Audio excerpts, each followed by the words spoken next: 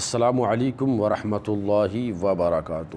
اگر کسی آدمی کا عقیقہ نہیں ہوا اور اب نکاح کرنے جا رہا ہے تو عقیقے کے بغیر نکاح ہوگا یا نہیں ہوگا؟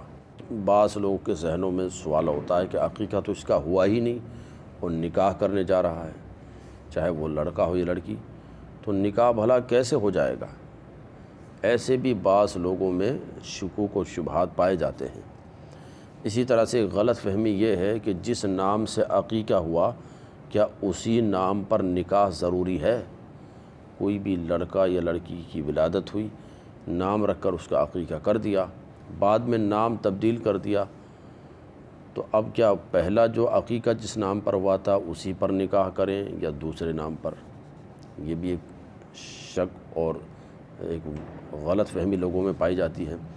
تیسرا یہ ہے کہ پہلے نام کسی کا کچھ اور تھا، عقیقہ اسی نام پر کر دیا، اب اس کا نام چینج کر دیا ہے تو اب کیا دوبارہ سے عقیقہ کرنا ہوگا؟ تو ان غلط فہمیوں کو آپ اچھی طرح سے سن کر دور کر لیں۔ سب سے پہلے آپ یہ یاد رکھیں کہ عقیقہ یہ نکاح کے لیے ضروری نہیں ہے۔ نکاح کرنے کے لیے عقیقہ ہونا یا عقیقہ کرنا یہ شرط نہیں ہے، کوئی ضروری یا فرض یا واجب ایسا کچھ نہیں ہے۔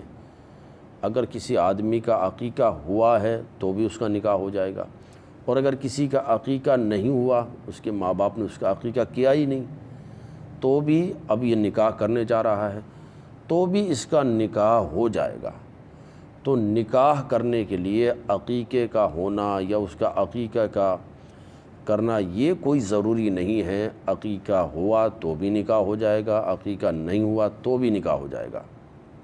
لہذا اس غلط فہمی کو آپ دور کر لیں۔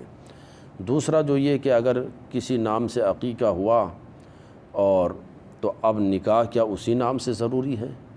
تو یہ بھی آپ اچھی طرح سے یاد رکھیں کہ اگر کسی بندے کا کسی نام پر عقیقہ ہوا، جیسے ساجد نام رکھا اور بعد میں اس کو کوئی اور نام سے پکارنے لگے، تو اب کوئی ضروری نہیں کہ ساجد نام پر ہی اس کا نکاح بھی ہو۔ بعد میں ممکن ہے گھر والوں کو کوئی اور نام سلیکٹ کر لیا، سجاد نام رکھ لیا، تو نکاح سجاد پہ کر لے، کوئی مسئلہ نہیں ہے۔ تو یہ ضروری نہیں کہ جس نام سے عقیقہ ہوا ہے اسی نام پر نکاح بھی ہو، کاغذات میں وہی نام نکاح کے وقت لکھوایا جائے، ایسا بھی کوئی ضروری نہیں ہے۔ یہ بھی ایک غلط فہمی ہے، تو اس کو بھی آپ دور کریں۔ تیسرے ہے کہ پہلے نام کچھ اور تھا، عقیقہ اسی نام پر ہوا اور بعد میں اس نام کو تبدیل کر دیا، بدل دیا، تو اب کیا دوبارہ سے عقیقہ بھی کرنا ہوگا؟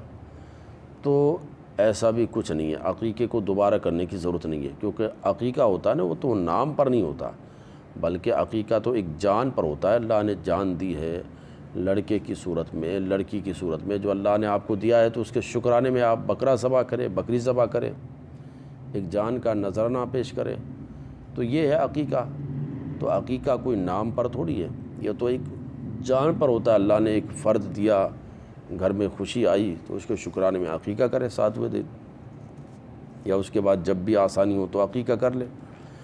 تو اگر نام تبدیل ہو بھی جاتا ہے تو دوبارہ سے عقیقے کو لوٹانے کی ضرورت نہیں ہے۔